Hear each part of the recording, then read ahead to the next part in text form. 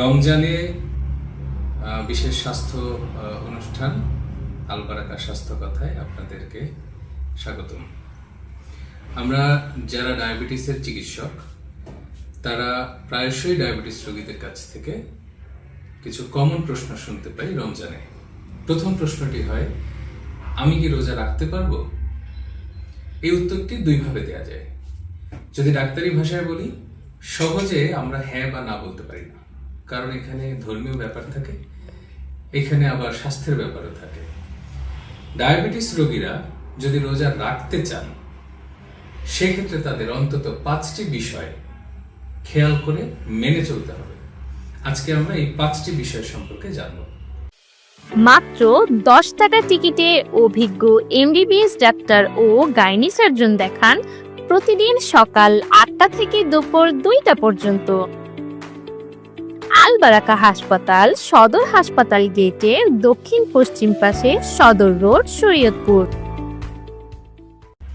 এই 5টি বিষয়ের প্রথমটি, সেটি হচ্ছে ডায়াবেটিস রোগীদের রোজা রাখতে হলে তার ব্লাড সুগার নিয়মিত মাপতে হবে। অর্থাৎ তার বাড়িতে ব্লাড সুগার পরিমাপ করার একটি মেশিন অবশ্যই থাকতে হবে এবং রোজা রাখা অবস্থায় যদি তার ব্লাডের সুগারের পরিমাণ 3.9 কম অথবা 16.7 বেশি হয়, তাহলে সাথে সাথে ডায়াবেটিসের জন্য তার এই রোজাটাকে ভেঙে ফেলতে হবে, অর্থাৎ এই রোজাকে আর সে কন্টিনিউ করবে না।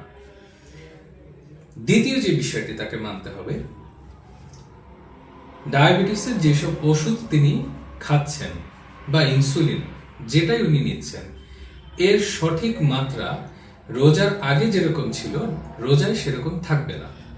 এটা ডাক্তারের পরামর্শ অনুযায়ী এই ওষুধের ডোজগুলোকে রোজার আগে অবশ্যই অ্যাডজাস্ট করে নিতে হবে।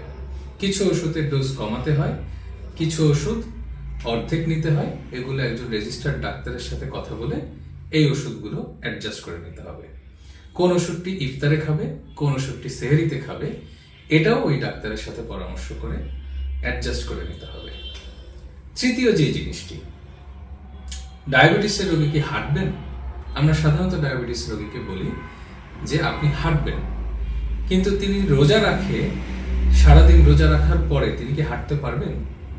এর উত্তর হচ্ছে, যারা তারাবি নামাজ পড়েন তারা রোজা রেখে হাঁটবেন না, কারণ এই তারাবি নামাজটাই রোজায় হাঁটার পরিবর্তে ব্যায়াম হিসেবে গণ্য করা হয়।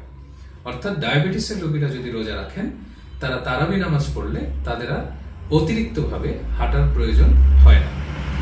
চতুর্থ যে জিনিসটি, ইফতারের পর থেকে সেহরি পর্যন্ত এই পুরোটা সময়ে অল্প অল্প করে পর্যাপ্ত পরিমাণ পানি পান করতে হবে, কারণ সারাদিনের পানি শূন্যতা যেন তৈরি না হয়। এবং সর্বশেষ যে জিনিসটি, খাদ্যাভ্যাস। আমরা ডায়াবেটিসের রোগীদেরকে বলি যে বারে বারে খেতে, 5 বার খেতে, কিন্তু রোজায় তো সেটা করা যায় না। তাহলে রোজায় কি করবে?